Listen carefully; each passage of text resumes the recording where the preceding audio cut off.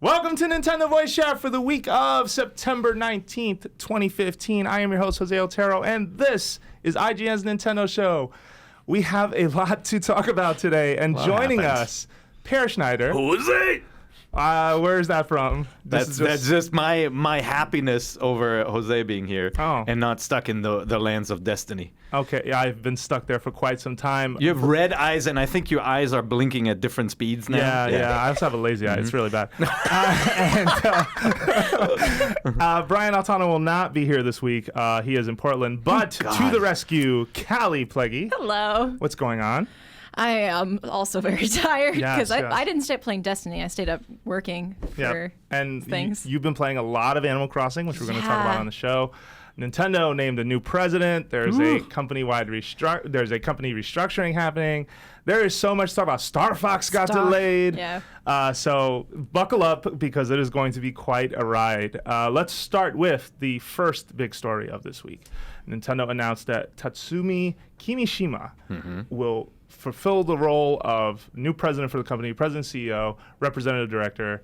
Now, Kimishima is not a new name at Nintendo. He has actually been with the company for quite some time in various roles, including running the Pokemon company at one point back when they were Pokemon USA.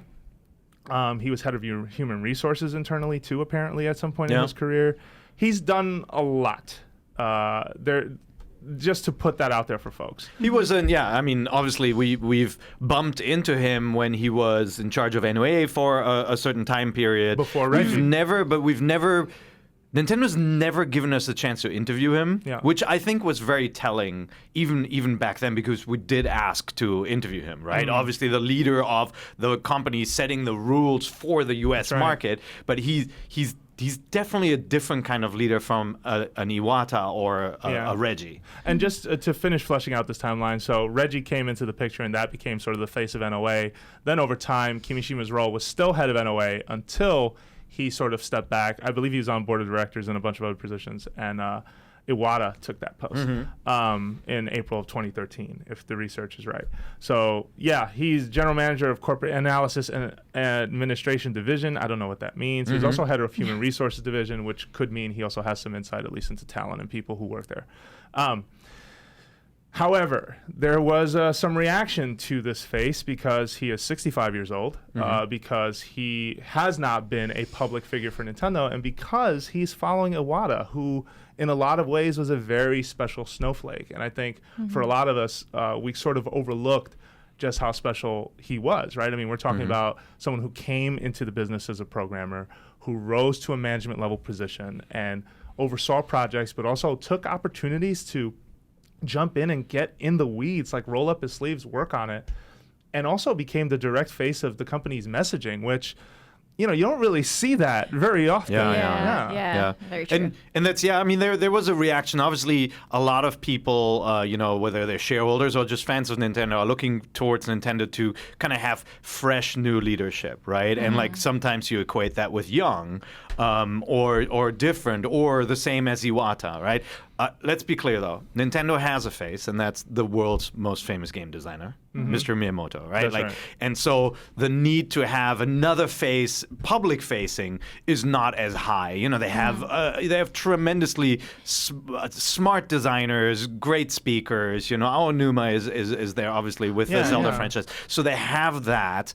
But it was a surprise to me. This guy obviously is smart, right? You do not become leader of the Pokemon company, Pokemon USA. You Especially don't become that early. You don't become leader of a growing NOA without being a smart guy and without having management skills. But yes, he is not Steve Jobs. Yeah. He's not Miyamoto and he's not Iwata. That's why I think he is a substitute. Yeah. I think he is there for a certain time period to fill a much needed role. And he has said as much. The appointment right now is only for 1 year. Yeah. And then afterwards, it will be sort of either revisited or discussed, but it is a 1 year term as the boss. And that can happen, right? A company will announce a person for 1 year and then that person stays on longer. Yeah. It's happened many, many times in the past.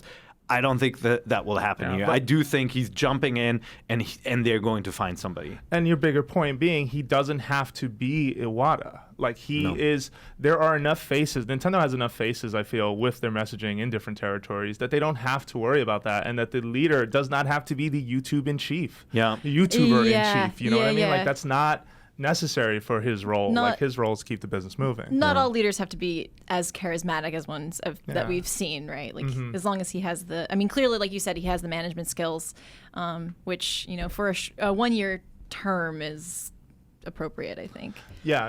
And there have been some other sort of comments made by Kimishima. Apparently, the Nikkei, which is a very important editorial outlet in Japan, got to talk to him. Yeah. Yes, and he said a couple of things. First of all, the smartphone and IP-related business is not changing. They are keeping along with that ship. That the company's task is now to develop new businesses, which we'll see what those are. We've sort of seen that shift with like them announcing like these IP, sort of crossovers. The thing with Universal, the thing that potentially could have been happening with Netflix, and now. Who knows whether that's happening or not? Those are examples of that. Yeah. Even Amiibo, to some extent, is a new business for Nintendo. Yeah, and obviously, there are all these new things happening. I think the places where Nintendo doesn't have any problems is coming up with, games that play well, that are great. The in-house teams are super talented. So it doesn't feel like, at this point, that the company needs a leader, an overall leader like a Mr. Miyamoto who says, hey, we need to change the way, the types of games we develop. That's not the problem. I think it's about figuring out what kind of business they want to be, whether they want to be a toy business, a hardware business, a software business, or maybe all of the above, or if they can right? be that versatile, and them all. And that's why I feel like they do need fresh leadership. But now, one thing about Kimishima is like, he on the Wii U front, he called it. He was very vocal internally at Nintendo about saying the Wii U is too close to the Wii, and the Wii, the Wii really decreased in popularity towards the end of its life cycle. You can't just do the same thing, albeit with a different controller, and expect it to work. So he was very vocal on that. Yeah. And so the guy obviously has smarts, and I wouldn't underestimate him on that front. And so for that one time period that gets us to the launch of a new console, he might be a good choice. And I guess that's the sort of the worry and sort of why everyone's so focused on it, right? This is starting to feel more and more like a transition year. 2016. They've been saying NX is what they're finally going to start talking about. You're seeing projects getting pushed into 2016 with question marks attached to them. We saw that with Zelda. Star Fox is apparently a Q1 game. We're going to talk about that more later. Last couple things I want to say about him to set up, and then we can sort of finish a discussion maybe on what he needs to do or what Nintendo needs to do. He told the Nikkei that he was open to the idea of a company outsider coming in at some point in the future and running the company. This would be a big change for Nintendo. Let's be fair, because they're known for leadership coming from either the founding family or internally. Iwata was the first outsider, but he still was brought into the company at an earlier state or an earlier phase in his career, became a GM, moved up the chain, and replaced Yamauchi when he moved on. That's pretty much it. I would not be surprised if they brought in somebody from the outside. After Kimishima. Yeah, I would not be surprised. I would not be surprised if they brought in someone from the mobile realm who's big in Japan.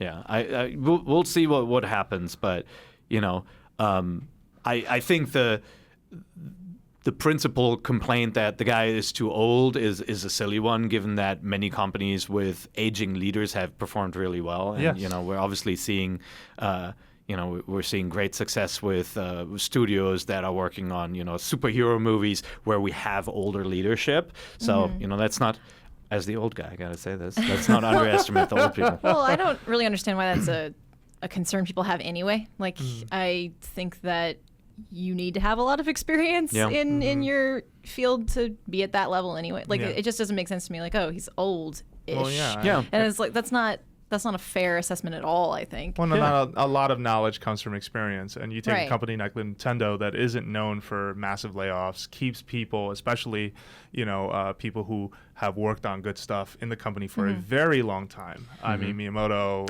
and a bunch of people have been there decades now. That's very typical for Japan in general. A lot of people just stay with the same company for a long time. So it makes sense. It's actually a challenge in the Japanese business world because, you fundamentally you are more respectful of your elders, and that sense permeates all the way into business culture, where some older employees are kept on in the company for a long time, and when their decisions don't align with a company, instead of firing them, they're kept on. And there's a term called a window seat in Japanese business culture, where someone gets a window seat. It means they're still there, but they don't get to make any decisions. Clearly not the case with Kimishima, who's been in charge of 2 very, very big properties.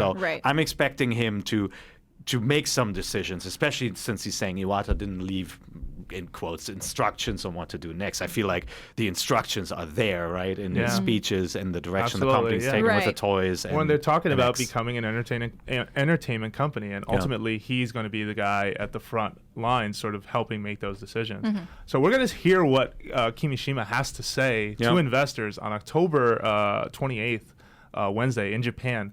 That's going to be big. That's the next investors meeting. The Q&A session is always known for just a bunch of questions that range from very detailed, what's your quarter strategy, to why don't you guys make something else? I hate video games. Like it goes all over the place. Right? So how about pants? Yeah. How about I would do you like jelly bellies? I have some string. I would buy Nintendo pants. Not gonna lie. Oh man, I would totally buy them. I may be wearing Nintendo pants right now. Yeah. So far, I think he's saying a lot of the right things. I mean, give him a chance. We'll see what happens. If you are up in arms over his age or over, his appearance, like. Let's let the man get some time before we start dropping judgment on his decisions. But he does not have an easy post. We all agree on that, and we will see where this goes. Yeah. Anything left to say on that? Just his role post Iwata with Nintendo. I think, for example, Nintendo and Nintendo Direct.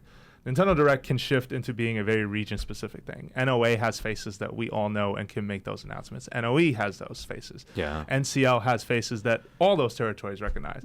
They should just work together to keep doing those things and let other people lead them. It doesn't have to be this guy. And more important than ever, creators at Nintendo have shown that they can be faithful to the company for a long time, even when they get more known, right? I'm sure Nintendo is paying Mr. Miyamoto well, but it's really crucial that they promote their up-and-coming talent. That the people who are doing the amazing stuff in the new games that they're working on, I actually put on the Japanese directs too, and have have the chance to make a name for themselves. And the younger faces are coming to the front. That's how we got Splatoon. That's how we got Mario Maker. Yeah. Mario Maker's director is a younger gentleman at Nintendo. I believe his last name's Oshino. Yep. Like the sea change is coming internally. Like you're starting to see shades of that. But talking about promotions and talking about changes, there has been a company-wide restructuring. Now, I want to preface this a little bit because we are not we're a publication. We are not Bloomberg News. So we are not going to get too in the weeds on this. We are going to just sort of float between some things that you should know are happening at Nintendo. Number one, you've probably heard about already, the day Kimishima's appointment was announced. Miyamoto and Takeda, the 2 co-representative directors before Kimishima was put in place, basically have become the creative fellow and technology fellows at Nintendo. Sort of a new title, a new role, overseeing a lot of stuff. And there's also been a lot...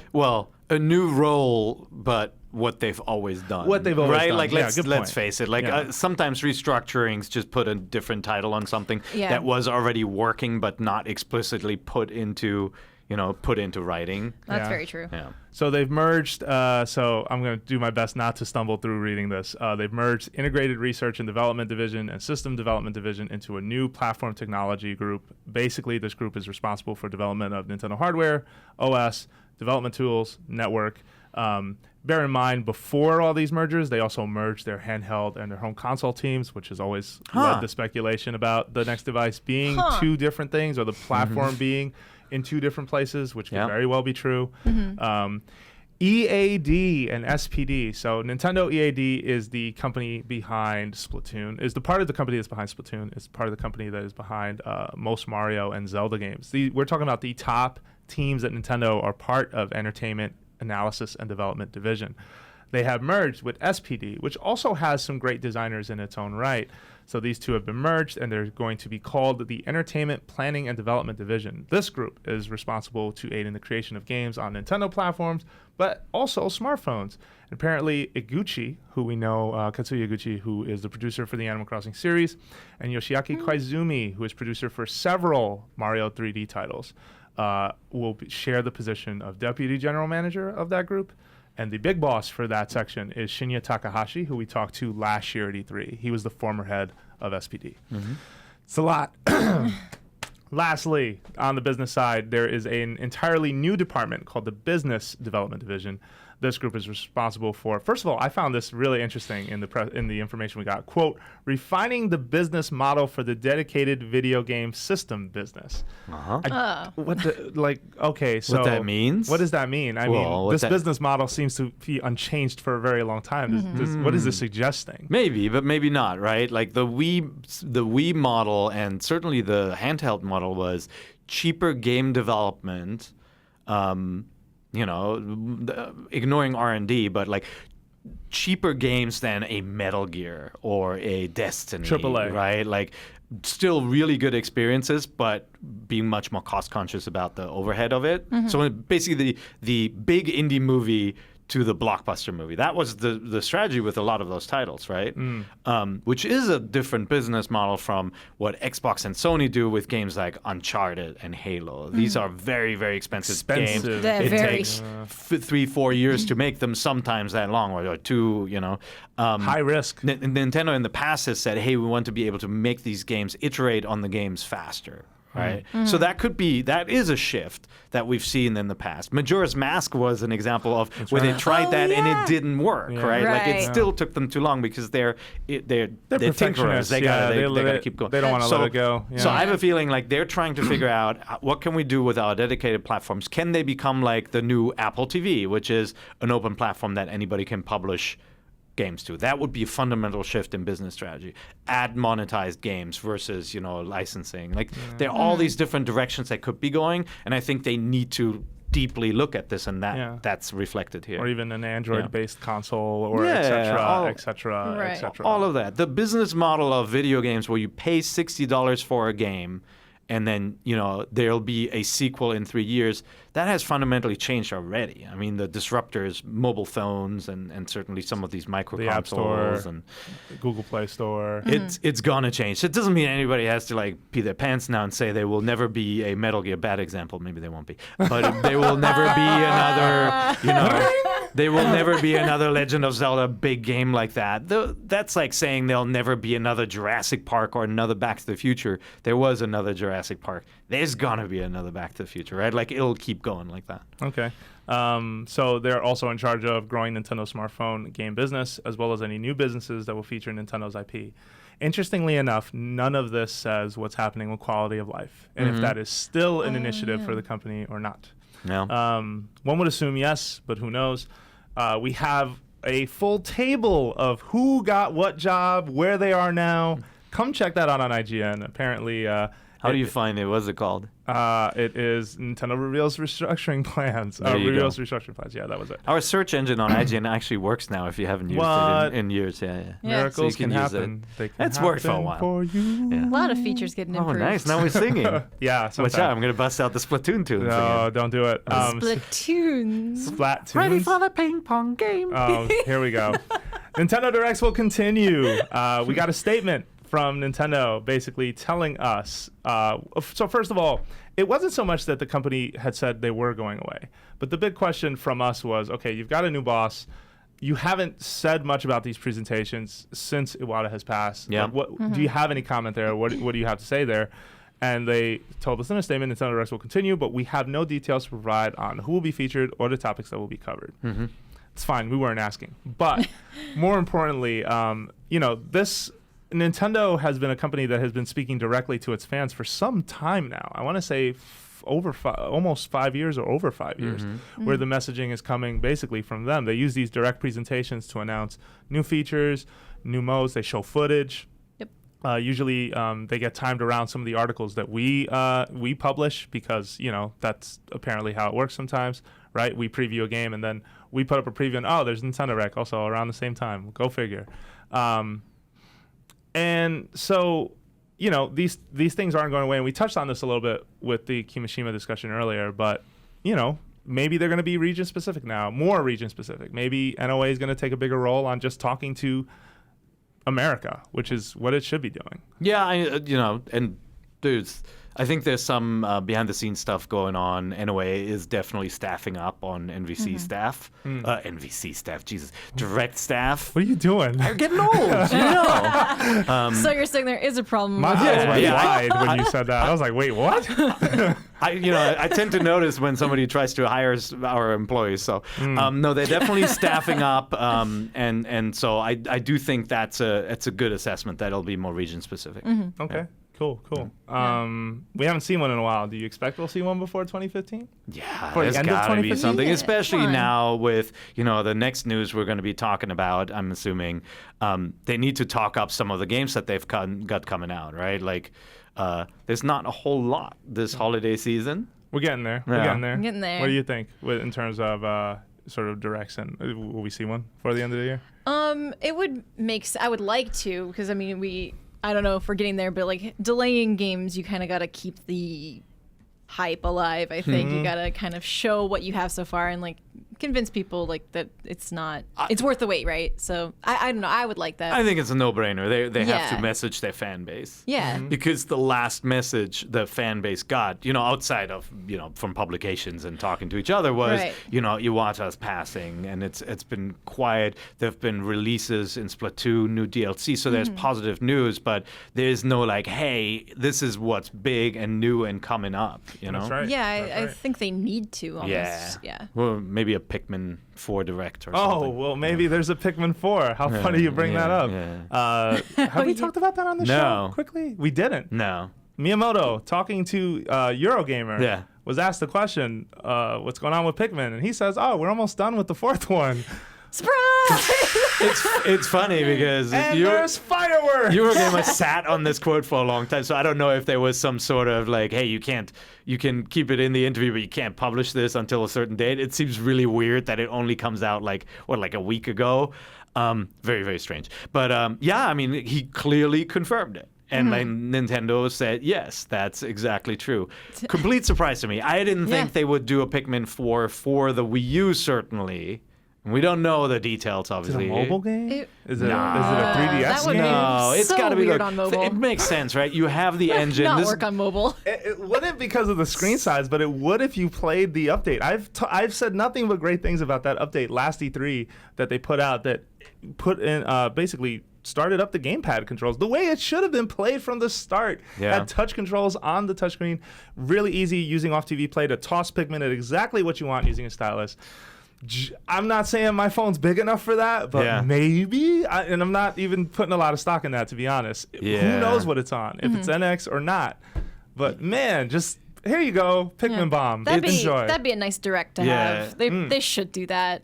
Yeah. Because, if it's just like, the Pikmin bomb, and you're like, oh, okay, I kind of want to know more about that since I haven't heard anything yet.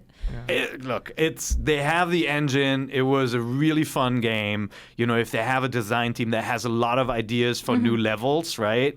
It's a no-brainer to crank this one out. It's not a system seller, but it does keep the Wii U audience happy that there's new software coming. So to me, it makes sense as a Wii U game. The last game was a great game, and I feel like we did not hear it performed well. Yeah. That was the other reason why when I heard Pikmin 4, and I guess last week's Pokebomb completely made me forget about this story. Yeah. But man, I didn't hear a big reception. Like I didn't hear sales numbers that indicated that Pikmin 3 did well. And in fact, right now it's out of print. You cannot buy that game in a Really? store that I've heard, that I've seen. I've been to I did retailers. not know I do not that. see it there. Wow. You have to buy that game digitally now. Yeah.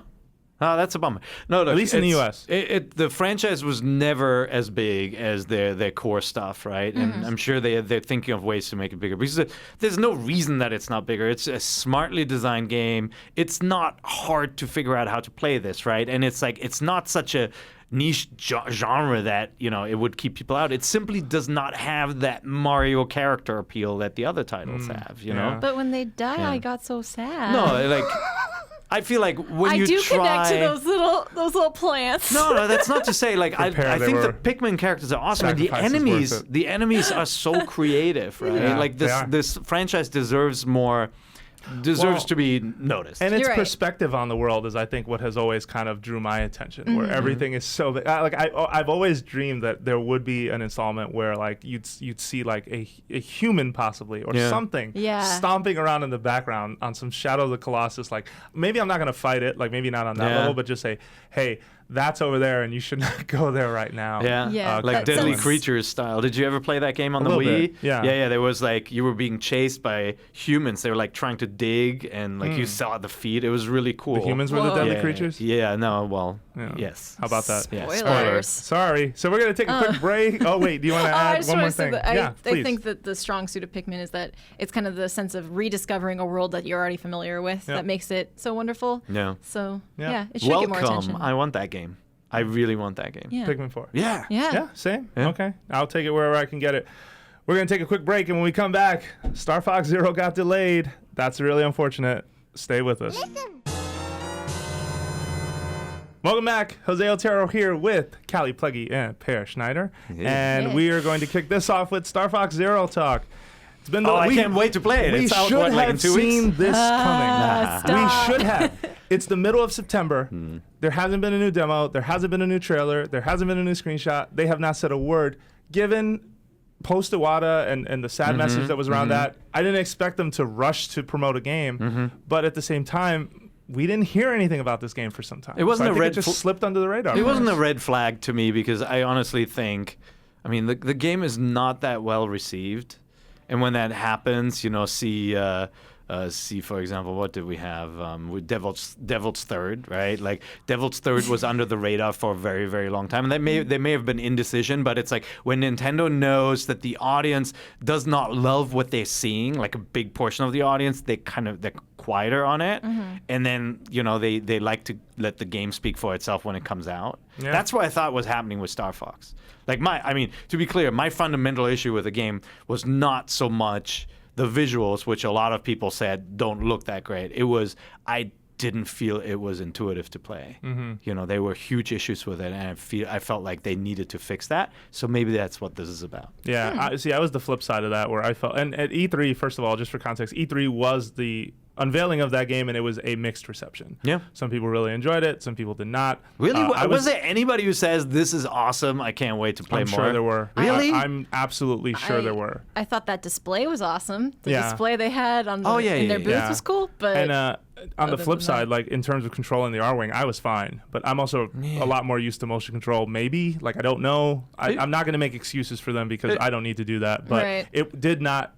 it wasn't the most positive way to kick off their digital event. And I Yeah. think they wanted it to be. I mean, look, Yeah. you want controls for anything to be intuitive, unless you're purposely going for I'm piloting a giant mech and here are all the switches, or it's a flight simulator, you got to learn it. Sure. It Yeah. was not intuitive. But- Like you an don't pick FCL up. kind But of what thing. makes Yeah. it more difficult, I feel, is that, it wasn't intuitive, but at these demos, they don't let us switch off motion.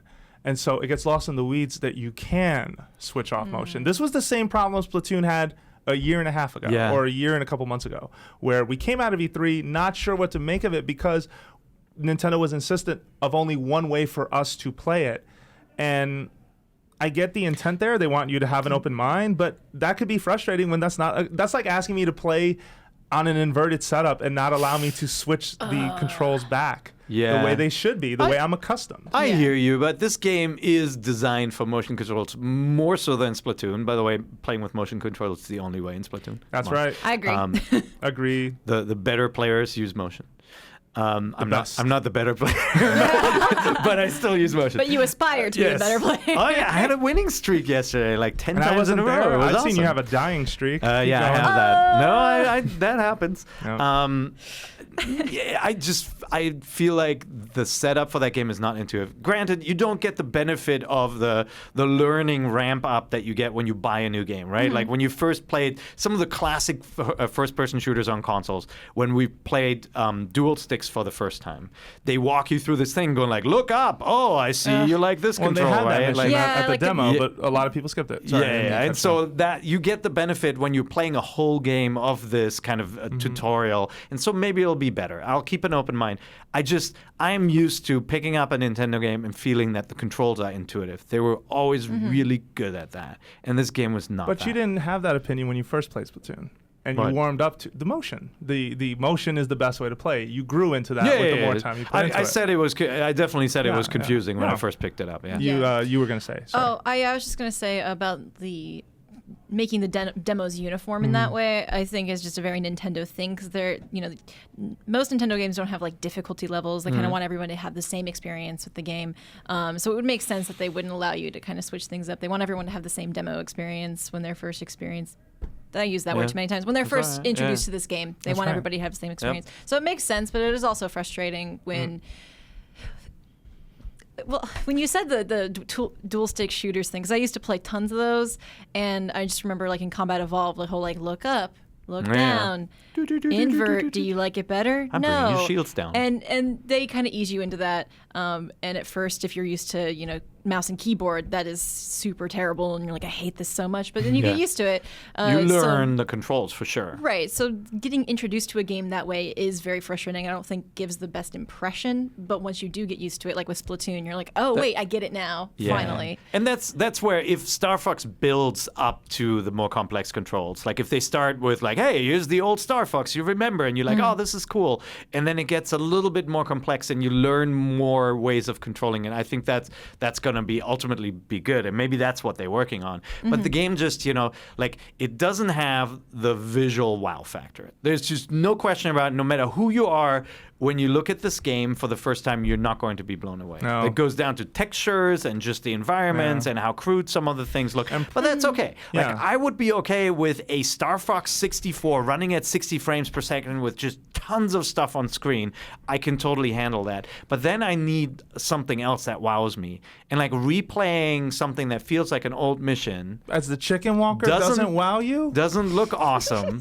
And then the controls are not intuitive. That's where my problems came in with that game. And so if delaying it means fixing some of that, that's great. They're not going to magically turn this into the best looking game ever. They're also that's not going to happen. redo and undo those controls. Like they've said it works without it. I mean, it sounds like from Miyamoto's post, which was announced, that this announcement happened on Facebook, was that they're taking time to polish the game. Yeah. That they're pretty much, they could ship it, but it's more of an example of they don't think it's up to their standard. And Nintendo's known for being perfectionist. However, what set the Twitterverse and the internet and the message boards ablaze is, what does this mean for the Wii U holiday season? So let's take an example here, and I don't like to talk about other platforms too much on the show, but let's look at this example really quick. Sony and PS4 right now does not have a big new fall title, a holiday title. They hold on. They don't. Hold on. Console exclusive, they don't. But You're saying console exclusive. But third parties are coming to their rescue. They've worked out a ton of deals so that there is content on that platform for anyone who's invested on that platform that they're really going to like on that platform. Yeah. Reusing the word platform a lot, but get my point. In Nintendo's case, when a game moves, there's not something to replace it. There aren't third parties there, and so this has caused a sea of, oh man, what's going on?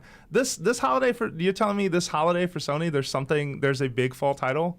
There's a big holiday title? Well, no, hold on. First party. Let's ignore, and I'm including the people who listen to this show, let's ignore the super consumers, right? The 5% of all gamers who know what a console exclusive title is. Because the mass audience has no question. They will walk into a GameStop and ask for Pokemon on Xbox. It happens every day. Anybody working at GameStop, write in with your horror stories. I want to hear some of these stories where somebody wants Halo for the PlayStation. Email us at nvc@ign.com.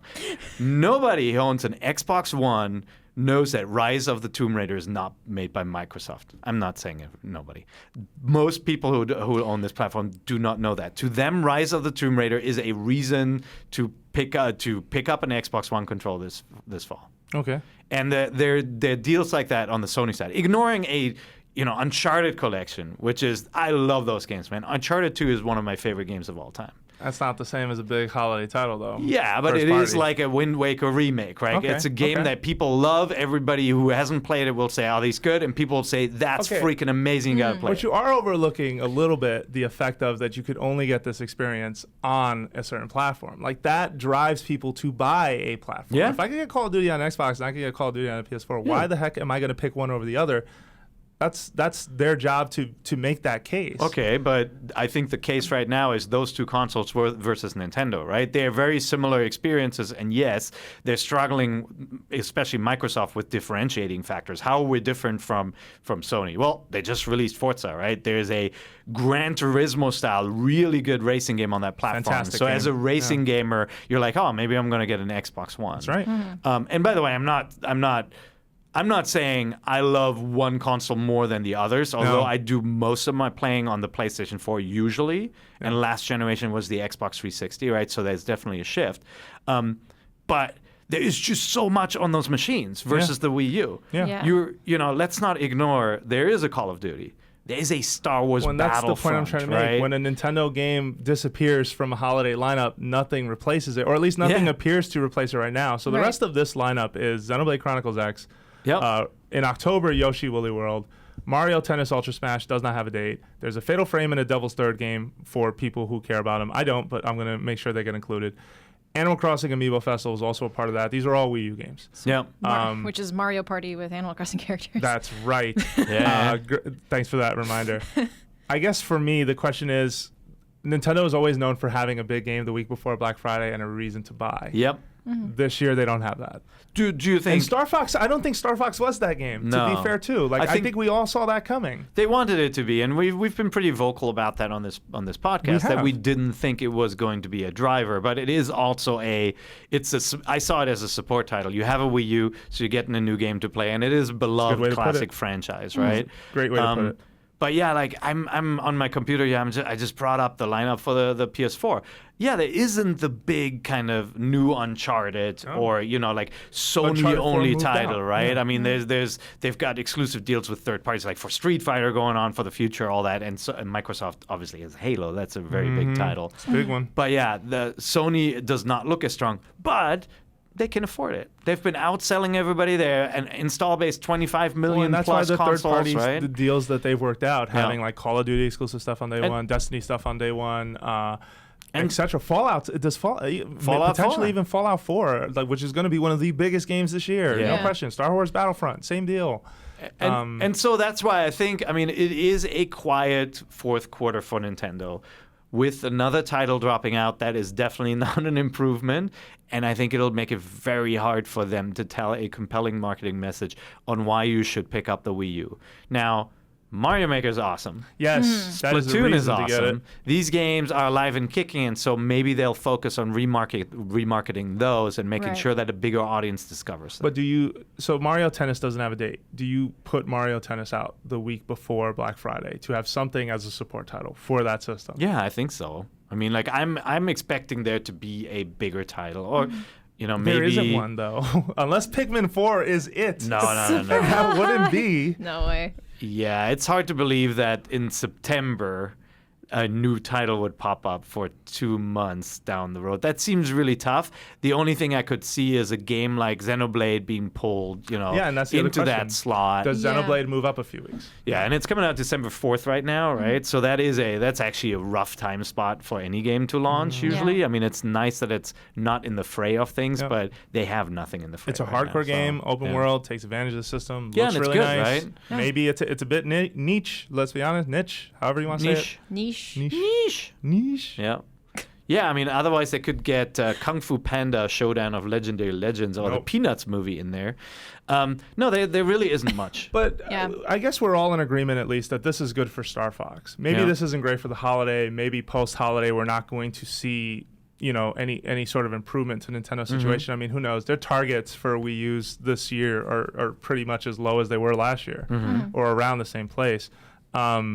we'll see. And hopefully they just keep promoting Mario Maker, which is a fantastic game that people should be playing and people should go out and get. That would make the most sense, I think. Because, I mean, I was talking to somebody who works here who was like, should I get this for my nephew? And I'm like, 100% yes. Like, 100% get it for your nephew, because that kid needs a game where he can create something like this. Absolutely. So I think it would make the most sense. That would be the seller for me. Like, if I didn't have a Wii U already, that would be on my figurative Christmas list kind of thing. And by the way, you know, part of marketing sometimes is to get people to buy your product even though it's not the best on the market, or even though it is not new. You know, it's happened before. Products have gotten to be the top selling things for the holiday season, even though they've been out for a while, right? Like, look at the BB-8, like the Sphero Droid right now, right? It's going to like, be such a big it's sold seller. out so fast. 2 to 3 months to get one of those. That could become, even though it's not new, the big holiday item. And so Nintendo could really lean into Mario Maker for that. The other question is, does that now mean they change their strategy and drop the price?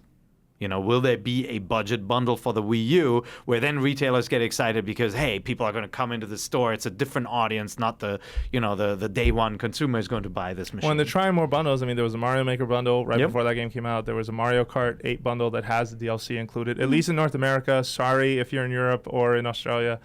I don't do a great job of keeping track of the bundles you guys get. But they are doing a lot. And let's not forget the X factor that's probably going to help them be profitable. There's 2 of them. 1, the yen, the state of the yen. And 2, Amiibo. They're still selling very well. 7 million as of last MPD in the U.S. alone. Yeah. But I mean, I am... Eventually that bubble will burst, but it has not. I am like I am partially disappointed that a game slipped. I'm always sad when I'm I was still looking forward to trying this game, even if it wasn't going to be the top title. So I'm always sad when it slips. But then I look at the lineup of games, and as a multi-console owner, I'm like, thank goodness. Thank goodness the field is clearing out. I mean, Fallout is a 200-hour game. Yeah. And like just Metal anything Gear is a 200-hour game. I'm still playing Metal Gear, right? Like anything moving out of the wake of these titles is not a bad thing, but it can be a bad thing for a company like Nintendo. Well, and it can be a bad thing if that's your only system. My nephew primarily plays on his Wii U. This is not going to be a great Christmas for him. Yeah, but if he's younger, there's stuff like Disney Infinity, their titles. Is Minecraft Story Mode coming on Wii U this year? It is coming. I don't know. Yeah, we don't know when it's coming, right? Yet. Oh, we should, but we don't at the moment. But there are titles like that, that tide over the younger audience, female audience. Just Dance was one of the biggest hits on the Wii. And it's not quite the same with Wii U because the remote isn't packed in, but that could be, maybe there's a holiday bundle coming with Just Dance and a Wii remote packed in, and they do a co-marketing deal with Ubisoft. That'd be really smart. Yeah, I think. Cool. All right. I'm just checking. It's just coming to Wii U at some point. Soon, at least we hope so. That's all I can see. That would have been a good Minecraft third-party exclusive to nail if the franchise wasn't now the license holder wasn't Microsoft. Probably had something to say about that. All right. So we have a few more things left to discuss. Kallie, you are in the weeds right now. Well, not in the weeds, but in the homes, reviewing Animal Crossing Happy Home Designer. Really want to hear your impressions on how this has been going for you. You told me you spent a ton of time with it this weekend and this week. Yeah. So let's hear it. What's going on? This past weekend, I got it on Friday. I played Saturday, Sunday, 16 hours total just in those 2 days, because that's what reviewing games is. But my impressions are positive. My review is positive.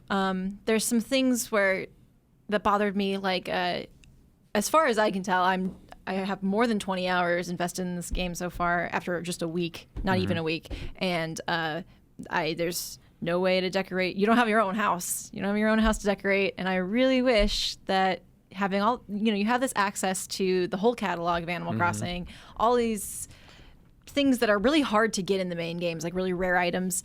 And it would have been nice to just create my dream mansion, But instead, bonus. what you get? Instead, you get, assignments. You get clients. Animals give you requests. Like, I want a house that looks like a So you're the fast food wedding restaurant. planner, essentially, right? Rather than the person having the wedding. Rather than being the villager, you are now an employee. So like Tom Nook doesn't live in the village that you live in. He just lives in he could if Nook's you homes get or his whatever. card. He goes to his home in Sicily, of course. I mean in the Running main the mafia. Animal Yeah, Crossing in games. standalone, this is true. That's what I mean. right, Is yeah. in standalone Animal Crossing, he doesn't actually live in the village with you, so you're kind of switching sides. Now you're one of the people who doesn't live there. You just work there, and so it kind of made me feel a little distant from everything. Like, oh, I don't get to go talk to these animals really.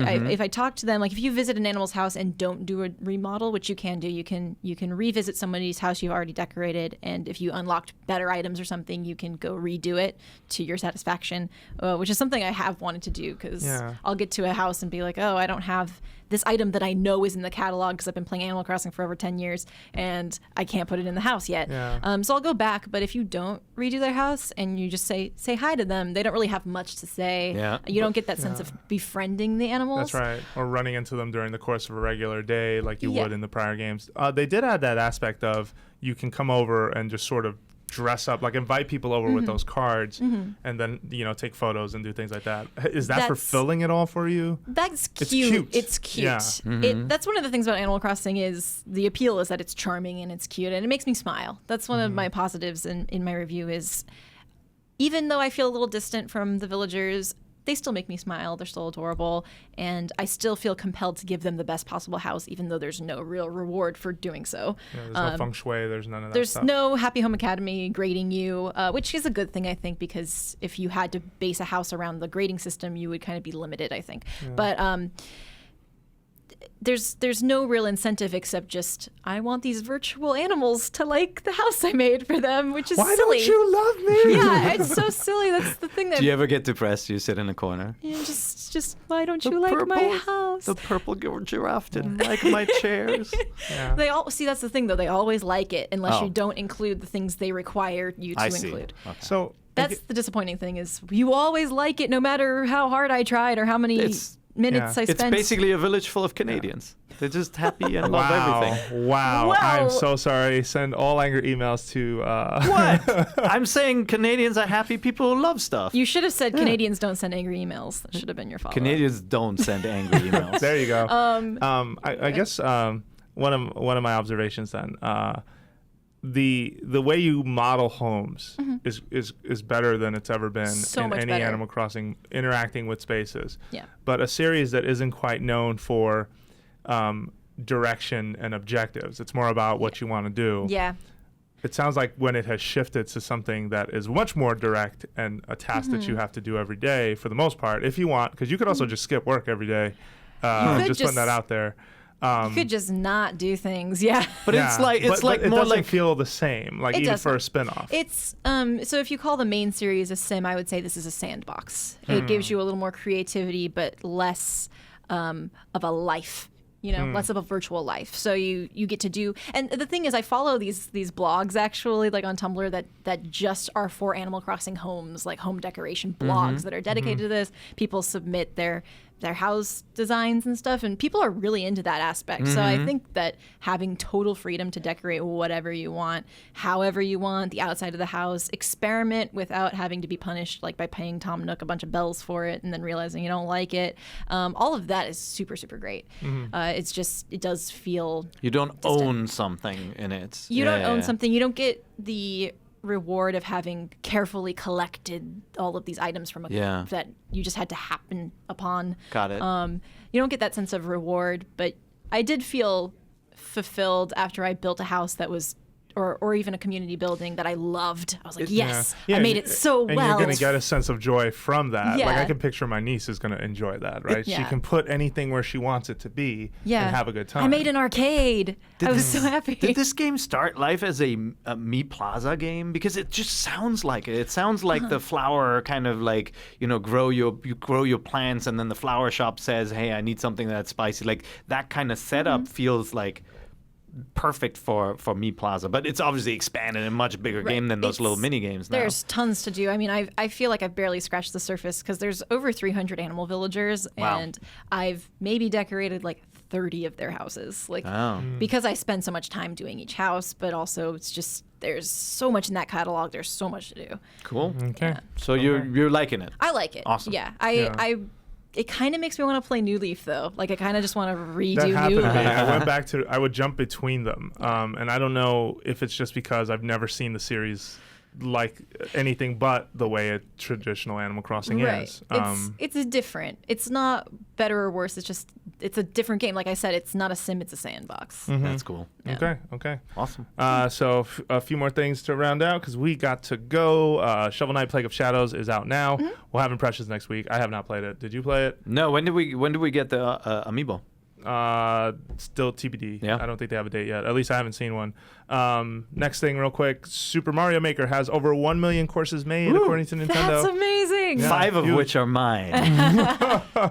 You've been making some cool stuff, and I see the pain in your eyes when you say, I want you to play my levels. Well, nobody play. No. But no, you said it to me. But then you finish it with, but I know you have to play Destiny, and then you walk away disappointed. Yeah, well, I know Wow. you want to play Destiny too, and like I mean, I wouldn't be moving this fast if it wasn't my job. It's a game I put Yeah.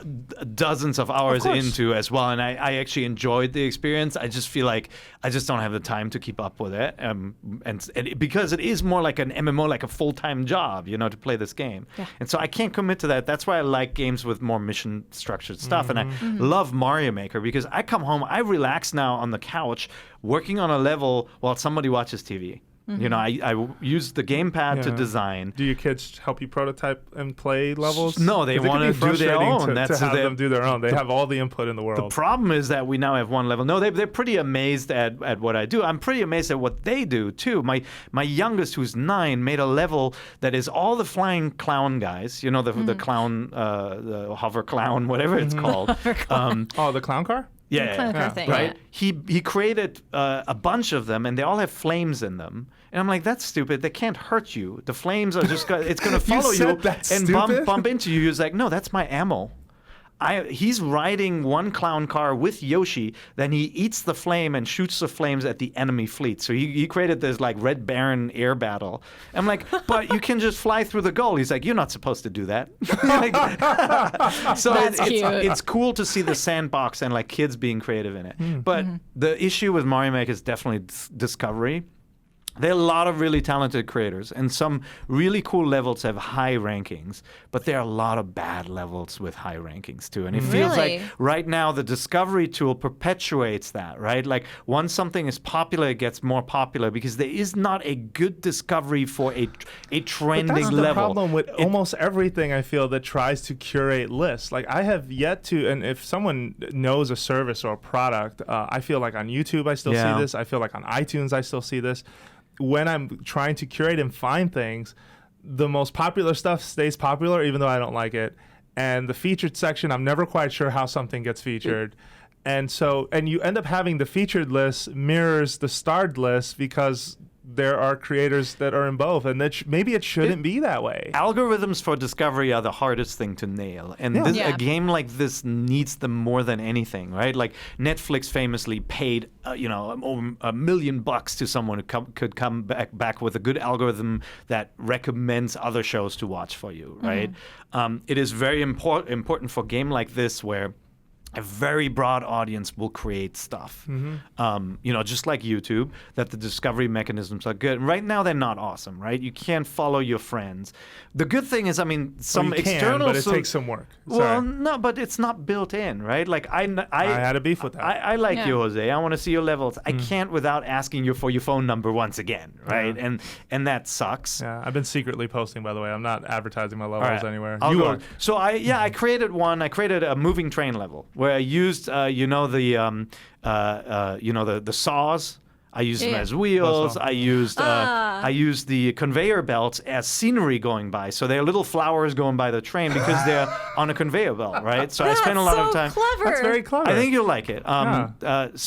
But it's spoil anymore. hard. But it's hard to get that level out to a bigger audience. So there's some help groups. There's actually on Facebook. There's the IGN NVC Mario Maker level share group. It's just 180 people, small group, but they're sharing levels with each other. I think You know, Mario Maker needs a little bit more structuring. Like, give me a level that is focused on music, or give me a level like let me group and tag things in smarter ways. Right? We've actually tried to help with spotlighting here as well. We started a show called Made in Mario.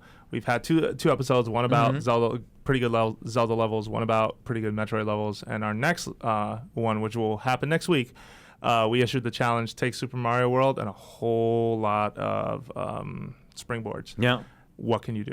Yeah. Those are the two things we want you to try and marry together for a level. So and that's exactly it, right? Like, we want to issue challenges like that. Like videos like these and challenges like these help discovery of levels. It just over 1 million courses published, it's difficult to wade through the mountains of data. I think 100 Mario, that kind of mode where you get to try a level, and then you can swipe it and get rid of it if you don't like it. It's so smart, but it needs to come with a set of instructions for budding creators to say, this is why it's important that the beginning of your level hooks a player and says, this is something you want to play. Yeah. You don't put the hardest thing right at the beginning. That's frustrating, I'd right? skip immediately. Give people a mushroom. Like that kind of stuff makes a big difference. And then the second thing is, like, just like with YouTube, your screen capture of your level has to be the right thing. If it's a boring section, I made that I've been mistake. doing that. I've been doing that too. Wherever you save, you set a screenshot. That's it. And you have to be mindful of that, because if it looks boring, I don't want to play. So I made a level that has these giant skulls in it, right? Like made from blocks, and I kept on saving. I'm like, man, I show the most boring part until I figured out that you can position the place. It'll delete Mario from the screenshot and take a background screen capture. So save in the most important part of your level. You can even do something where you show something secret in your level, make it a challenge for people to find it, and then upload that. Don't just save and upload. Be smart about it. Yeah. So it depends on where Mario is when you save. Yeah. Okay. You can save. Your last save determines what the image, the spotlight image is. So that's another level of marketing your level. But I would love to do. Yes. Yeah, I'd love to do Yes, deeper content on Mario Maker. There's just so much in it. It is fantastic, and don't let anybody tell you there are amazing levels in that game. It's just hard to find them. Yep. Yeah. I like, just really quickly, I like in creative games like this, and this kind of goes back to Happy Home Designer also, is getting prompts doesn't limit creativity. It actually kind of encourages it, because like with Happy Home Designer, I'll get a prompt with something I never would have made in the previous games, and then I get something interesting out of it. And when you get a prompt like Super Mario, or like this level with tons of springboards, and that actually helps creativity. I like stuff like that. That helps people discover new ways to do levels, new levels to try. I think that's cool. Yeah. There's so many secret little cool things about all of these titles. Yeah. Well, gotta go deeper. If you have a level for that challenge, if the challenge is accepted, why don't you email us, nvc@ign.com, with the subject line, Made in Mario, the Great Trampoline Challenge, or just trampolines, and we'll be able to find it. Otherwise, like, a lot of you are tweeting levels at me. I appreciate it, but I'm on Destiny right now. Like, I cannot. I will try to go back, but it's better if you send it in through that. I went through. People tweeted a lot, and we've got that Facebook discovery group. It's hard to keep up with it, right? It's a lot of stuff. But I do kind of go through, and I pick the ones that look interesting, and I play them. I don't finish them all. Like, some of them are just really mean. You are mean people. But it's really fun to see the different approaches people take. Yep. I have a question for you. Okay. Science versus art. Oh, it's the Splatoon. Is that this weekend? Yeah. I got to play Science the raid. versus art. All right, we should play this weekend. Are you going to go on? Time. I will. I'll there's make some time. a new level. Yeah. Okay, wait. So what are you going to pick? I don't know what I'm picking. I don't know. So there was a time when I would have... Kallie's like, I don't know. It's really stressful. There was a time in my life where I would have been like, science, obviously, because I was like I was that person. But now I'm like, both are so important. And I like was actually legitimately torn about my decision. The irony, without science nor art, there would be no Splatoon. The problem for me was, I am hugely into science. I'm like into space tech, into gadgets, into video games, obviously. And so, science, I immediately wanted to pick it, and then picked art. Because like you can't live without creativity, and you can't live without art. And is science not creative? You can't live I can live in a cage without much, in a cave with fire without much science, but you need to be creative, otherwise you go crazy. Yeah, well, I mean, like, it's interesting that you brought up Splatoon. is the only reason it exists is because of both. That's kind of all video games, is kind of the marriage of science and art, right? There's some games that are not art. Of course, I would say that games Like Devil's Third. Games are an art medium. No, it's well, games are like anything else, where parts. it's an art medium, and some things are more worthy of being called art than other things. But that's what a tough challenge though to pick one over the that's other. why it's so hard for me, is because I have an appreciation for both sides. Okay. Hammerhead Bridge.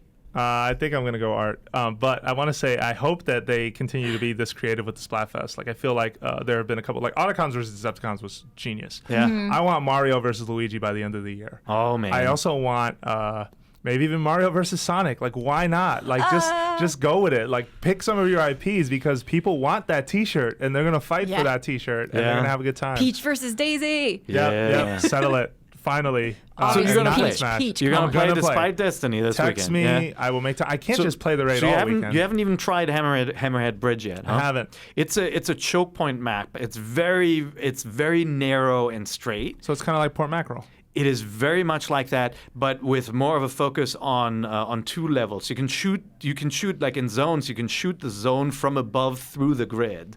It's set up in a very confrontational way. It's definitely a free fall. I haven't played it in any other modes yet, so I'll have to see how that works. Okay. It looks really cool. It's literally a bridge, you know? There we go. Yeah. All right. Well, there you have it. Another episode of Nintendo Voice Chat in the books. Thank you so much for listening. What do we usually say here? I'm kind of tired. Fresh. Stay fresh. No, we say a bunch of things. Thank you for listening to Nintendo Voice Chat. We are a weekly show on IGN, but we're not the only show on IGN. And in fact, Kallie is now a regular member of the Anime Club. Yep. Go Anime Kids, who Yay. recently Yay, beat us anime. in Smash. It was pretty bad. Yeah, no, it was awesome. Yeah, no, it was good for you. Yeah, I'd never played Greninja. I don't know what I was thinking. Yeah, it was a whole Pokemon battle in Smash that's that we right. did. Look, I mean, our request is that if you enjoy this podcast, which, you know, of course we want to keep free and keep bringing to you, you support IGN. You know, don't ad block us. If you want to subscribe to IGN Prime, which actually lets you turn off ads on all apps and on the website, no video ads either. Subscribe to it. It's a great benefit to us because we can keep the lights running. So think about ways, if you enjoy our content, how you can help us out. If you're already looking at a lot of our content and writing in and contributing and editing wikis, we love you and thank you so much for that. Yep. All right. Yeah. And you can also leave us feedback on the show. Head on over to iTunes and write us a review. We're always checking out your opinions. Or email us at nvc@ign.com. It's just a really great way to let us know how we're doing. This week, you got to hear music from Super Mario Maker, the awesome tunes you hear in the background while you're creating stuff. I can't promise I'm going to have the music picked out before recording, but I'm going to try to at least tell you what's going on. People I know ask a people lot. have been asking for, how long have I been running this podcast now? 2 years? 19 years. I guess it's been 2 years. Deal with it. Lastly, you can find us on Twitter. You can find Per Schneider at Pair IGN. You can find Kallie Plagge at Inkydojiko, INKYDOJIKKO. And you can find myself, Jose_Otero on Twitter. How can I follow that up? Thank you very much for listening, and we'll be back with more Nintendo Voice Chat. Bye.